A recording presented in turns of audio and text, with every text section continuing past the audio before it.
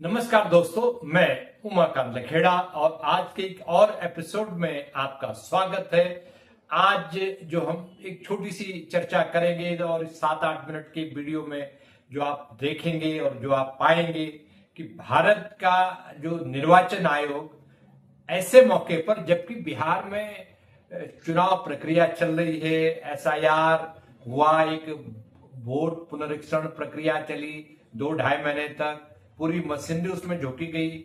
उसके बाद supreme court में 2-2.5 महीने तारीखों पे तारीखें चलती रही। अब चुनाव आयोग ऐसे मौके पर अपनी पीठ थपथपा रहे हैं जब उनको ये कहना चाहिए कि बिहार में उन्होंने निष्पक्ष स्वतंत्र चुनाव और कोई गड़बड़ ना हो चुनाव में, किसी माफिया तंत्र या किसी वोटिंग मशीन में कोई गड़बड़ी की शिकायत नहीं होगी और हम ऐसा ट्रांसपेरेंट चुनाव कराने जा रहे हैं और जिसमें सुरक्षा बलों की तैनाती, सुरक्षा बलों की जो मुस्तैदी और वोटर को मतदाता बूथ पर पहुंचने के लिए, मतदान बूथ पर पहुंचने के लिए उनको पूरे सुरक्षा के इंतजाम किए जाएंगे, ये बताने के बजाय वो एक चुनाव के बीच में 12 राज्यों में एसआईआर शुरू करेंगे, जिसके लिए प्रेस कॉन्फ्रेंस करने की कोई जरूरत नहीं है। एसआईआर पहले भी हुई है।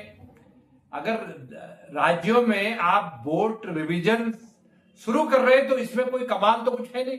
ये तो एक सामान्य प्रक्रिया है चुनाव आयोग की। चुनाव आयोग कहता है, खुद ही कहते हैं चुनाव आयोग के साहब, हम तो 2002 के बाद कुछ नहीं हुआ है। तो अभी आपने 20-22-23 साल बाद आपको याद आई तो बहुत अच्छी बात है, याद आई तो इसके लिए प्रेस कॉन्फ्रेंस करने की क्या जरूरत है। लेकिन आपको बताने की जरूरत है। जरूरत इसलिए है कि सबसे बड़ा, सबसे महत्वपूर्ण राज्य है केरला, उसके बाद है तमिलनाडु जो पड़ोस में है केरला के, और उसके बाद है पश्चिम बंगाल, वेस्ट बंगाल जिसको कहते हैं। अब जो 3 राज्य है, असम भी है, असम चौथा राज्य है जहां 2026 के मध्य तक, मई तक, इन 3-4 अप्रैल मई तक इन सारे राज्यों के, चारों राज्यों में चुनाव संपन्न होने।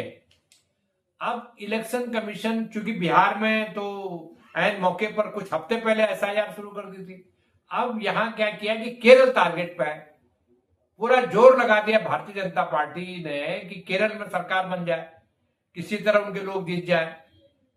लेकिन ये तो कुछ हुआ नहीं, क्योंकि वहां यूडीएफ है और एलडीएफ है, बारी बारी से वो सत्ता में आते हैं। पिछली बार एलडीएफ दोबारा सत्ता में आ गई, खैर ये अलग मुद्दा है। लेकिन सवाल ये है कि पंचायत इलेक्शन, केरला में पंचायत इलेक्शन का नोटिफिकेशन अगले हफ्ते शुरू होने वाला है।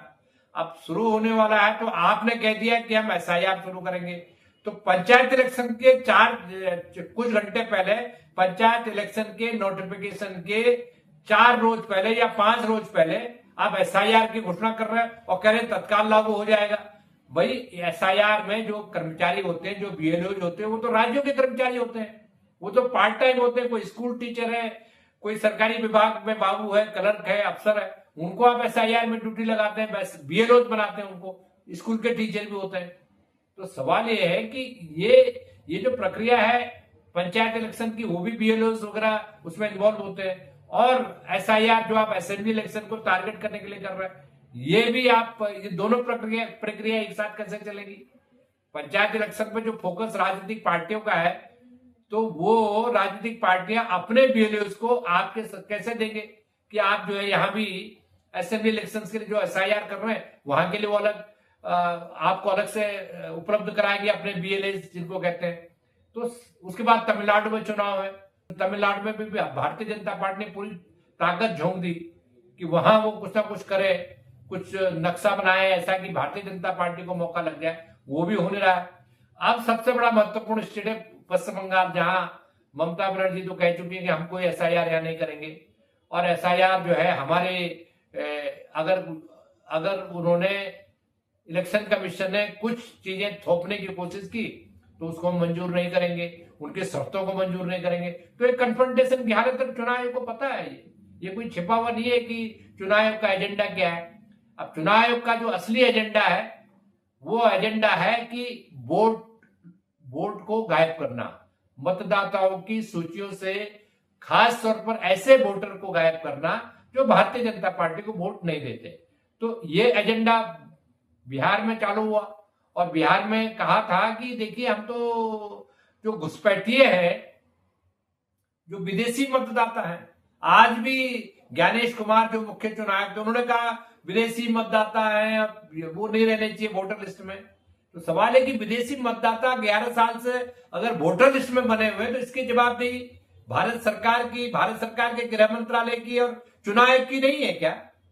इसकी जवाबदेही किसकी? अगर घुसपैठिए आ गए हैं, बांग्लादेश के वोटर 3 वोटर बिहार में पाए गए और इतना आपने शोर शराबा, इतना हंगामा मचाया, ये तो इसके लिए हंगामा मचाने की जरूरत क्या है?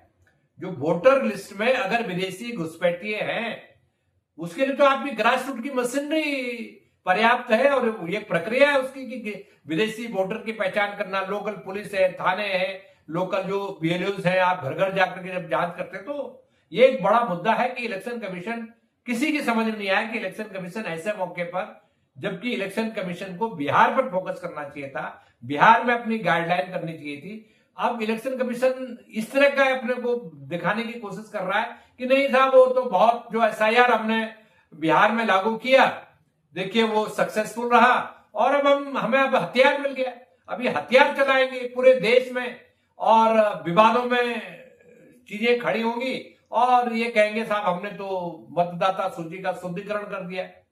तो शुद्धिकरण कर दिया है मतलब अशुद्धिकरण किसने किया?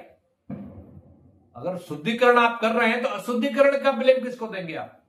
तो शुद्धिकरण के लिए इतना बड़ा प्रेस कॉन्फ्रेंस करने की कोई जरूरत नहीं है।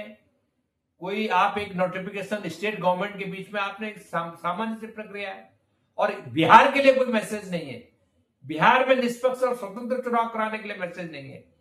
बिहार में 21 लाख से ज्यादा जो वोटर है वो वोटर कहां से आए, इनका कोई जवाब नहीं है। तो ये सारे मुद्दे हैं जो किसी के गले इलेक्शन कमीशन की प्रेस कॉन्फ्रेंस नहीं उतर रही है। इलेक्शन कमीशन उन तमाम सवालों के जवाब नहीं दे रहा है जो इलेक्शन कमीशन को देने चाहिए और जो सुप्रीम कोर्ट ने मांगे थे। कितने घुसपैठिए आपने पकड़े हैं उनके बारे में कोई लिस्ट नहीं है, जबकि लिस्ट देनी थी सुप्रीम कोर्ट को। तो ये तमाम तरह के सवाल है। 12 राज्य टारगेट पर है और 12 राज्यों में होना है ये जो एसआईआर की प्रक्रिया है, जो वोट रिवीजन की प्रक्रिया है, ये एक बड़ी चुनौती है राजनीतिक पार्टियों के लिए भी कि ऐसे मौके पर जबकि तमाम तरह के मुद्दे हैं, जनता दूसरे मुद्दों से जूझ रही है, राजनीतिक पार्टियों के सामने अलग अलग चुनौतियां हैं, तो ये जो एसआईआर का एक हथियार इलेक्शन कमीशन ने अपने हाथ में ले लिया है, ये हथियार बड़ा भारी एक खतरे के तौर पर राजनीतिक पार्टियों के लिए भी है, खासतौर पर छोटी पार्टियों के लिए है, खासतौर पर जो भारतीय जनता पार्टी को चुनौती देने वाली पार्टियां हैं उन पार्टियों के लिए भी एक हथियार चलाने का मौका दे दिया गया है चुनाव आयोग के द्वारा। और अब ये सारी प्रक्रिया विवादों में घिरेगी आने वाले वक्त में, और ये जिन राज्यों में 2026 में चुनाव हो रहा है उन राज्यों में भी ये एक नए विवाद का विषय बनेगा, क्योंकि इलेक्शन कमीशन इसको इतना प्रचारित करने की कोशिश कर रहा है कि ताकि और विवाद बढ़े और राजनीतिक पार्टियों का ध्यान डाइवर्ट हो और बुनियादी मुद्दों से, जो राजनीतिक पार्टियों के जो बुनियादी मुद्दे हैं, बुनियादी सवाल है, जनता के बीच जाने के जो सवाल है, उससे पब्लिक भटक जाए। ऐसा मेरा आकलन है। जो ज्ञानेश कुमार मुख्य चुनाव आयुक्त की आज की जो प्रेस कॉन्फ्रेंस थी उस पर। आज के इस एपिसोड में मित्रों इतना ही, फिर कल एक और मुद्दे के साथ आपसे रूबरू होंगे। तब तक के लिए नमस्कार।